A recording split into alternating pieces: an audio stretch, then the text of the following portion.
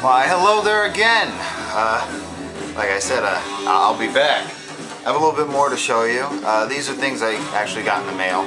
But first we'll go ahead and you hear it in the background. Roy Wood's Wizard's Brew.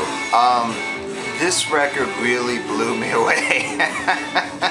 If you don't know who Roy Wood is, he was essentially the second founding member of ELO, along with ELO, Electric Light Orchestra, along with Jeff Lynne. But he was only on for one album.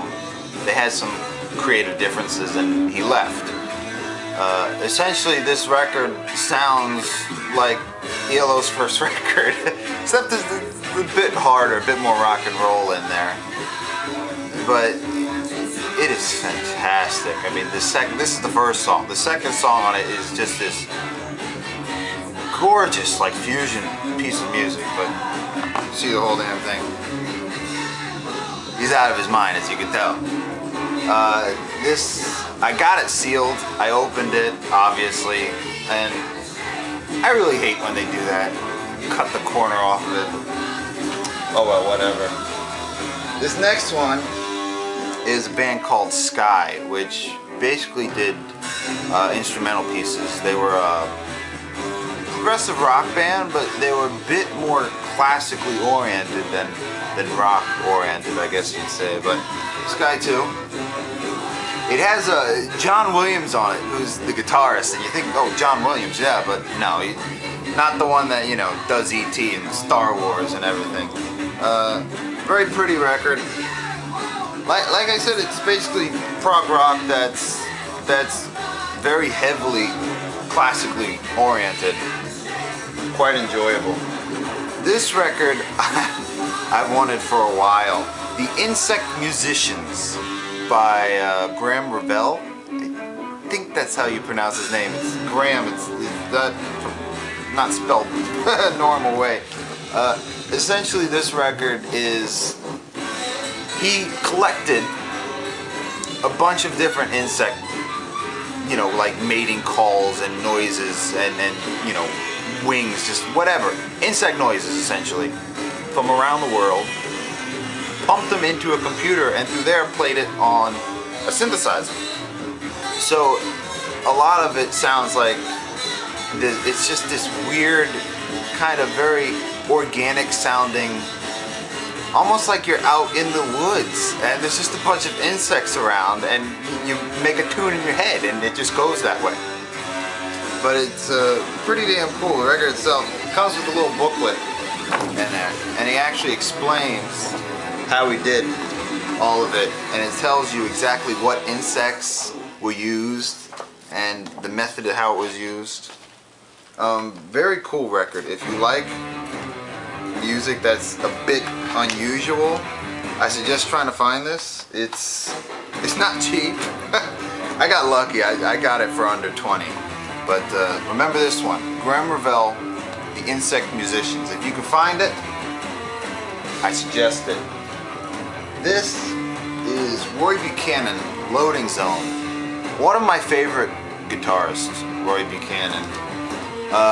He died under shady circumstances. Some people say he killed himself, some people say he was beat to death in jail. I don't know. All I know is there is not a single person on this planet then in the 70s when this was made, or even today, that has the type of tone in his guitar that this guy has. And I didn't know it at the time, but he didn't use any effects. Which kind of blew me away, because when you listen to it, you're like, well, of course, I mean, you could hear reverb or distortion on it, or, you know.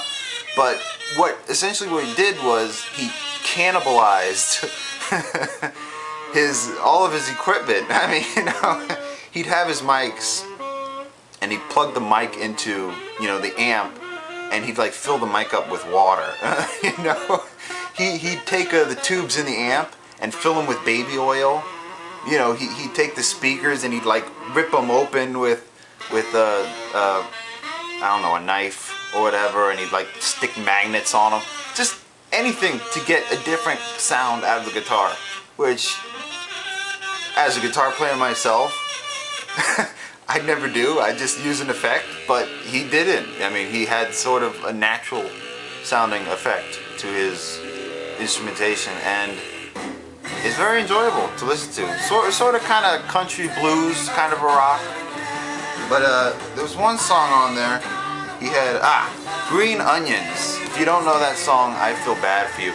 It's like a 9-minute long version of it, just this extended version. It's fantastic. And if you believe it or not, Stanley Clarke actually produced the record and played on a couple of the songs. And he wrote one, The Heat of the Battle. Probably my actual favorite song on there, but we won't go into that. This one, I got really cheap.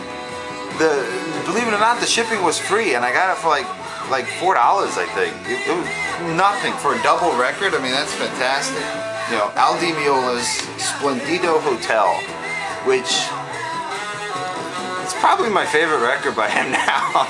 If you know anything about Al Di Meola, everybody goes on and on about Elegant Gypsy, and well, yeah, that record's fantastic. But put it up next to this one?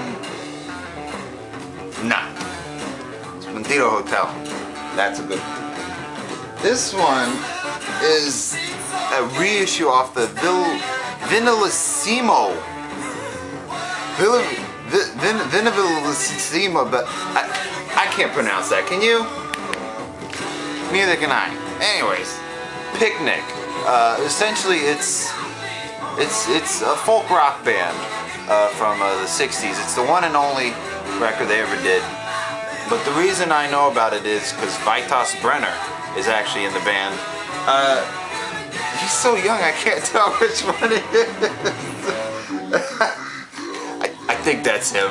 Don't quote me on it. I love Vitas Brenner. If you don't know who he is, I feel sorry for you. YouTube him. You can find some of his cuts. It's a little obscure, but yeah, basically the only reason I got it is because Vitas Brenner played on it. Comes out of Spain, because it was a Spanish band. This one's fantastic. Yusef Lateef, The Doctor is In and Out. This is basically a funk jazz record. Utterly fantastic. If you know anything about him, he's a, I can't think of it, saxophone player. And really, it's just a bunch of like funk beats or funk rhythm with him going over with the saxophone. But fantastic record. These last two, don't make fun of me. Alright, it's the best of Godzilla. I love Godzilla. I know I'm sounding like a real geek right now, but I love Godzilla. I can't help myself. And Akira Ifukube, who was the composer who actually orchestrated most of the scores or soundtracks for the music, was, I mean, it's just a genius. If you've ever watched any of the Godzilla movies, then you know. I mean, even the ones he didn't write were based off of his scores. So I just can't help myself. You know, I have Volume 1, which is 59 to 75. Then I have Volume 2, which is 84 to 95. And just some beautiful orchestrations. I mean, if you ever watch the Godzilla movies, you know what it is. You know the whole boom, boom, boom, boom. Anytime Godzilla comes out, it gives me goosebumps. Like I said, I can't help myself, but yes, I was very excited to find these two. I got them together basically, but Volume 1, Volume 2, if you like Godzilla, go for it. I actually have them on CD. I've had them on CD for years. They're a lot cheaper too. So if you can, you know, buy them on CD. But, you know, that's it for now. I hope you enjoyed it, and I hope you're not making too much fun of me about the Godzilla. So, until next time.